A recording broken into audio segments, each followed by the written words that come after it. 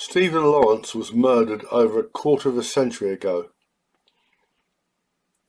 1993, April 1993 to be precise. Yet his death is still being exploited today by evil men and women and gullible men and women to promote political agendas.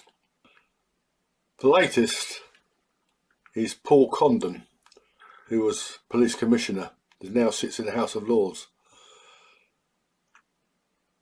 On July 21st, The Guardian published a story.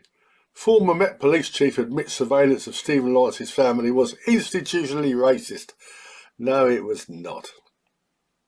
The failure of the police to bring to book his killers immediately led to the Macpherson Report, which is total rubbish. I actually gave a speech on it in 2006. Many other people have criticised it too. I mean, it's complete rubbish, and the recommendations of it, the abolition of double jeopardy and this garbage about racism. Stephen Lawrence was stabbed by one member of a gang. He was attacked by all the members of the gang, which, I mean, that counts as joint enterprise. One of them used the dreaded N-word, apparently, and this makes it institutionally racist. Makes them racist, like a racist killing, and the failure to bring them to book institutionally racist. Before going any further, let's look at something else slightly different. This is Lee Anderson humiliating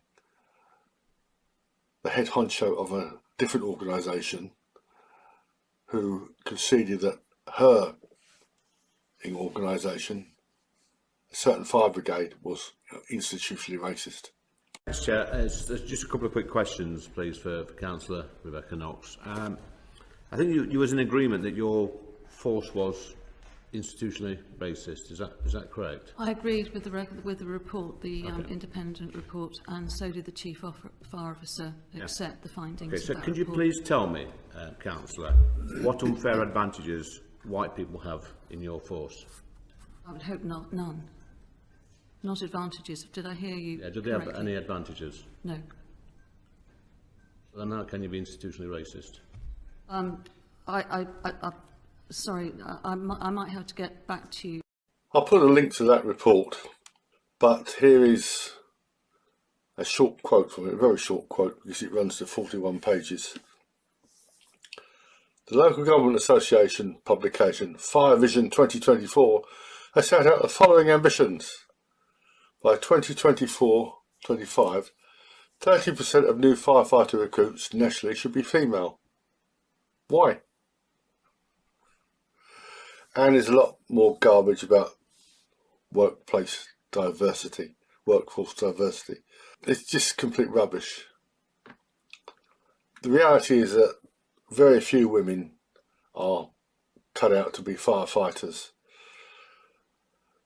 and they're being promoted far beyond their talents. This is something called the Peter Principle.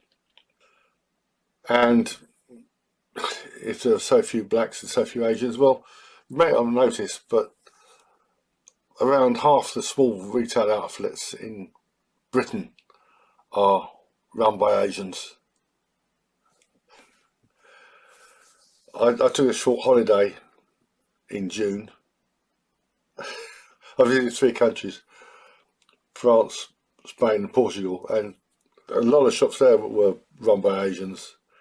So where's the diversity coming? This is complete garbage. But returning to the murder of Stephen Lawrence, which is a far more serious matter, here is something which you may find amusing, or may not. This is a headline from Socialist Worker. Far-right exploits tragic murder to whip up hate in Southampton. This is the murder of Henry Nowak. Spelt Nowak, pronounced Novak because his parents are Polish. These are the same people who rioted over the murder of Stephen Lawrence and the death of George Floyd on the other side of the Atlantic much more recently. That was used as a pretext to tear down a statue in Bristol. These people are just unreal. But returning to Paul Condon, there were police officers set in, how can I put it, they were put in place to spy on the Lawrence family. The reason for this was because one line of inquiry was that Stephen Lawrence may have been involved in drug dealing, or this may have been somehow motivated by drugs. There's actually no evidence of that, but they didn't know that at the time. Another article about Stephen Lawrence from the Socialist Worker website. This is actually a review of a documentary. In the documentary we see how many people, including Doreen Lawrence, gave the names of the killers to the police over and over. Well, how would Doreen Lawrence know? Because somebody told her. Oh great, let's go and arrest these guys.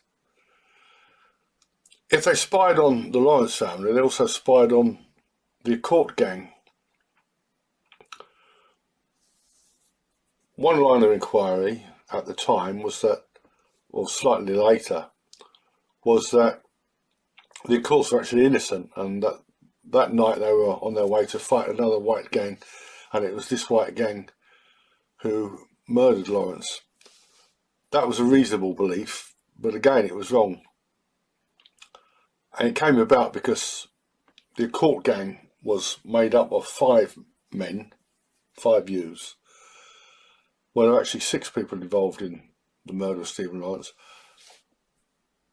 We know now that there were actually 6 members of the Court gang. One of them died at the age of 50 some time ago, and he was actually questioned about the murder twice. Okay, back to Paul Condon.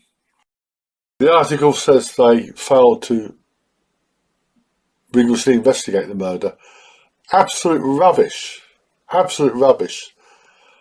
This was a murder committed at night, but visible, you know, quite visible. There were a number of witnesses to it, not just Dwayne Brooks, who in the first instance might have been a suspect, a very tenuous suspect, but there were plenty of people who witnessed it.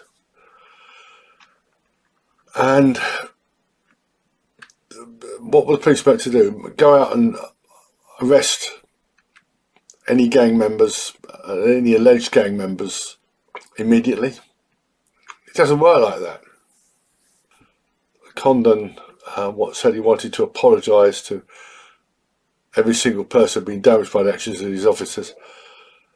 You know, the police can be criticised for lots of things, including the way they handled the murder of Henry Novak, but not the murder of Stephen Lawrence.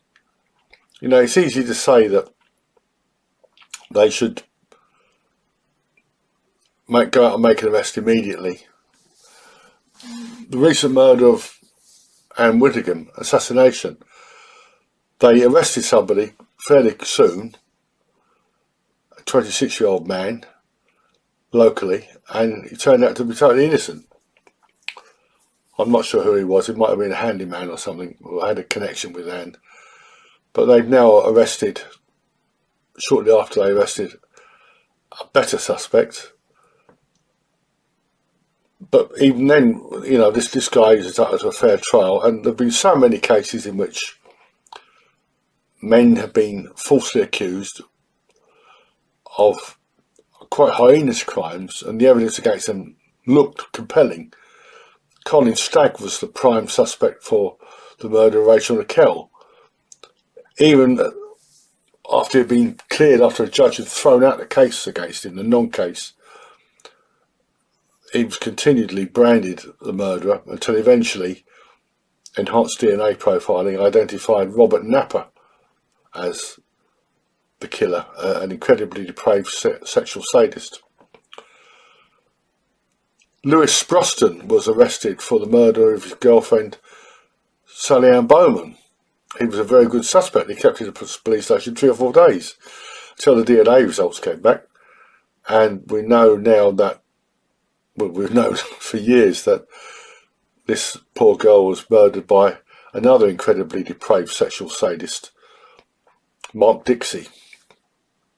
So this is complete nonsense. Anything you read about Stephen Lawrence, including from the official files, is likely to be complete rubbish. This was a murder like many, many other murders. The police put enormous resources into solving murders, and they do solve the vast majority of them, unlike many crimes which they don't bother to investigate. If you are the victim of a burglary or somebody breaks into your car, you phone the police, you'll probably just be given a crime number for insurance purposes. This is absolute rubbish, and frankly, condoms should know better.